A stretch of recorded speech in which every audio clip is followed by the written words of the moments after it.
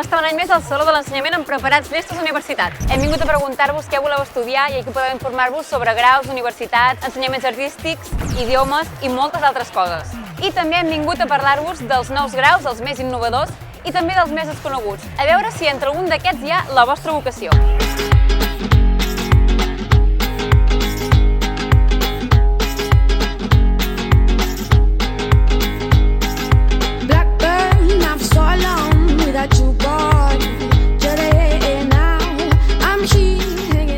Jo al Sol he vingut a veure què feia l'any que ve perquè estic fent segon de batxillerat i d'aquí 3 mesos més o menys ja et fan decidir, jo no en tenia ni idea.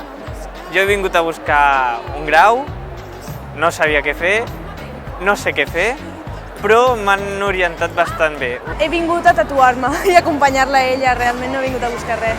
I he vingut aquí per buscar formació professional sobre nàutica i he trobat unes quantes coses i que sí, que això funciona. Voldria fer disseny gràfic però també caracterització i és el que estava buscant aquí. Estoy haciendo documentación y administración sanitaria y estoy buscando cursos sobre enfermería, para la carrera de enfermería. I estava buscant per fer biomedicina o biotecnologia i ho he trobat.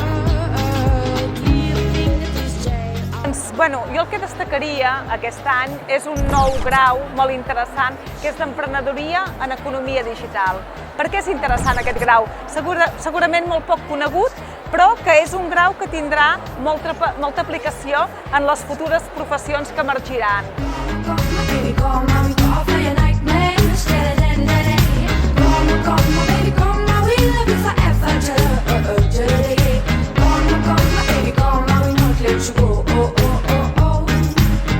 Mecatrònica és l'enginyer, o què és l'enginyer mecatrònic? És aquell enginyer orientat molt a màquines, o que sap més de màquines.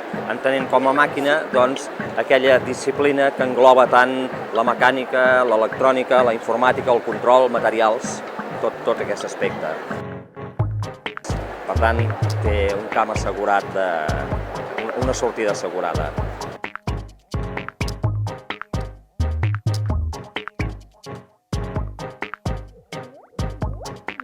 El grau en teràpia ocupacional és un grau amb una ocupabilitat molt alta i, contràriament, en canvi, és un grau molt desconegut.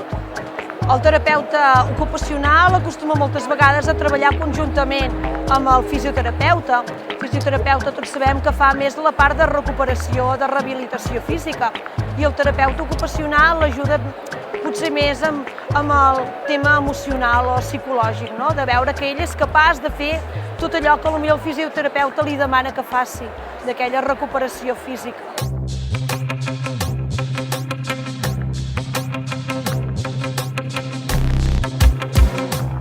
Parlàvem aquest matí amb gent de segon de batxillerat, que ja van cap a la universitat, i una noia diu, jo he vingut aquí amb la idea molt clara de fer una carrera en concret, diu, i aquí al Saló, diu, he vist tantes coses i tan guais que surto encara amb més dubtes dels que tenia. De quart d'ESO i primer de batxillerat molts arriben, encara els hi queda molt per acabar-se de decidir, però no tenen ni idea, no saben cap on orientar-se i en el meu cas sempre els deia, has de fer una cosa que t'agradi, perquè si arribes a un grau que no tens ni idea si t'agradarà, si no ho vas per provar, pot ser o que et surti molt bé o que et surti molt malament i t'acabes frustrant. O sigui, vaig venir l'any passat, però l'any passat em vaig centrar més en anar per les parades, o sigui, com agafant bolis, fent una miqueta el burro, i llavors realment aquest any ha sigut quan me n'he donat que realment al meu futur haig de fer alguna cosa i ha sigut més quan he pensat què faré l'any que ve.